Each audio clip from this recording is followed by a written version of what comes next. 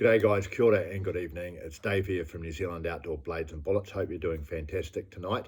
Our deer hunting cartridge of the week is a 7mm Remington Magnum, and I'm going to talk about its popularity, and I'm also going to compare it to the 7mm PRC and ask the question, does the 7mm Rem Mag risk being knocked off its perch by this newcomer, the 7mm PRC? A little bit of context, I've always been a bit of a fan of the 7mm caliber in general. I think the 7mm offers obviously a very wide range of projectile types. My experience is I've owned and operated a 7mm Weatherby Magnum and a 7mm Winchester Short Magnum, and I've owned and used for years from time to time a 7mm 08. So yeah, I am a fan of the 7mm caliber. I'm not saying it's the only one, but it does have some advantages. I'm going to go back in time now and talk about the 7mm Remington Magnum. It was brought out obviously by Remington in 1962, and its timing was impeccable and it really took off.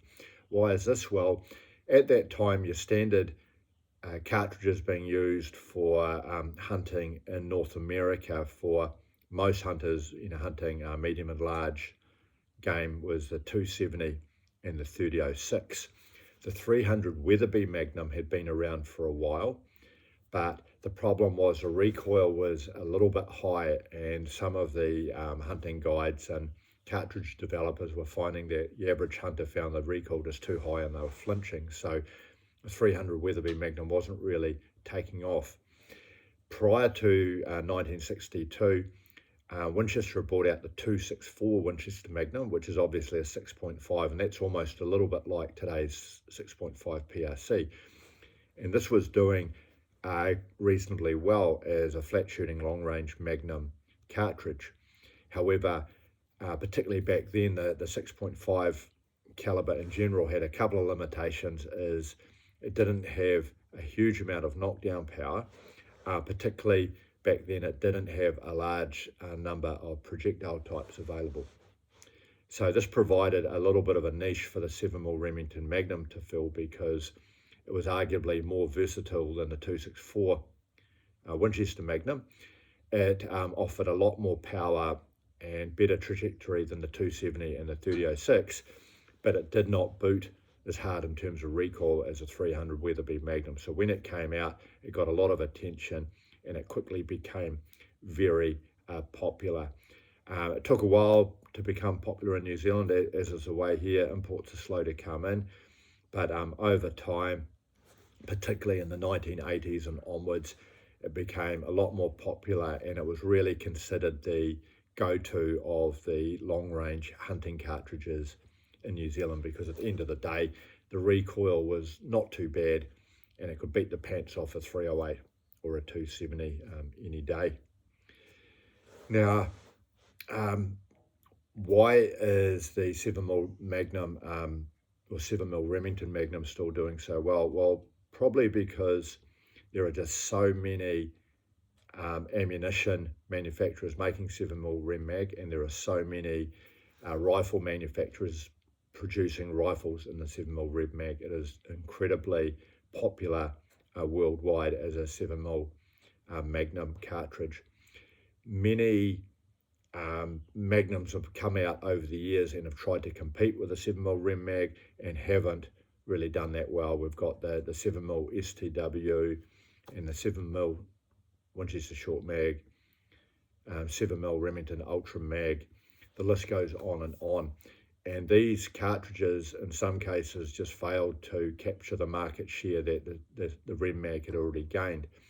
And why is this? Well, some of the newer 7mm mags that came out, in some cases, were actually more powerful than the 7mm Rem Mag, but the 7mm Rem Mag is still pretty good. So if you already own a 7mm Rem Mag, you're not going to trade it in on a 7mm STW or a 7mm WSM, because the 7mm Rem Mag is still pretty good. And again, there are just so many rifles available for it. So I've heard one gun writer say that the 7mm Rem Mag in New Zealand is the king of long range shooting in New Zealand. I'm not sure if that's true, but certainly for long-range shooters or hunters in New Zealand, it would still be right up there because there's just so many rifles in it.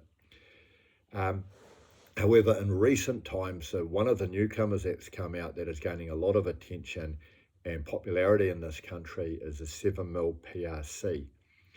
Now, this cartridge does outperform slightly the 7mm Rem Mag, although there's not a huge amount in it.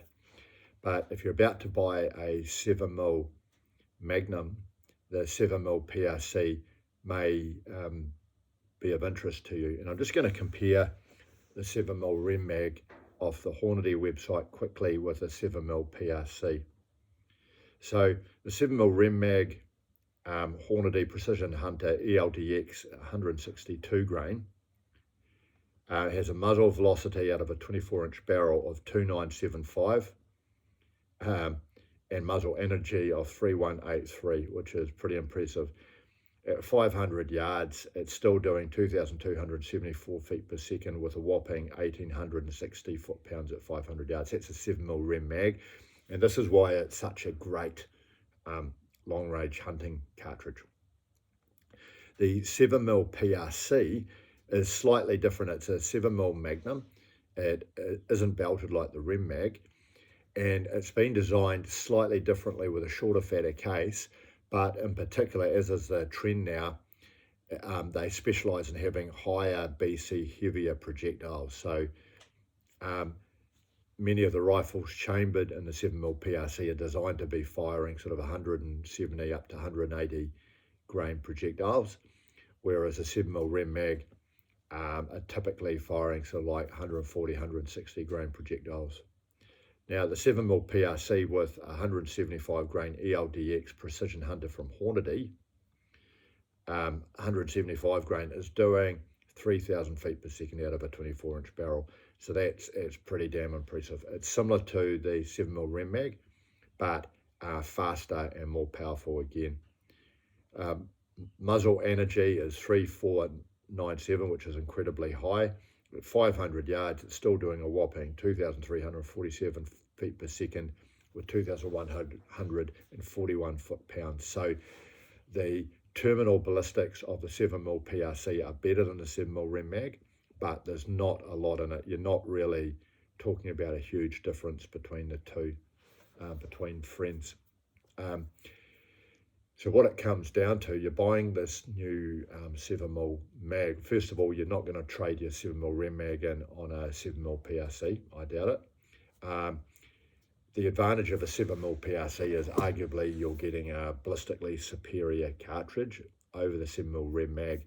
One of the big disadvantages, and this has impacted on me before, is the availability of ammunition and the availability of rifles chambered in it is still quite limited compared to other cartridges. So you have that risk of buying this rifle and maybe just not having the right variety of ammunition you might like to buy, the right quantities available, or you might struggle to find the cartridge chambered in a rifle that's within your budget.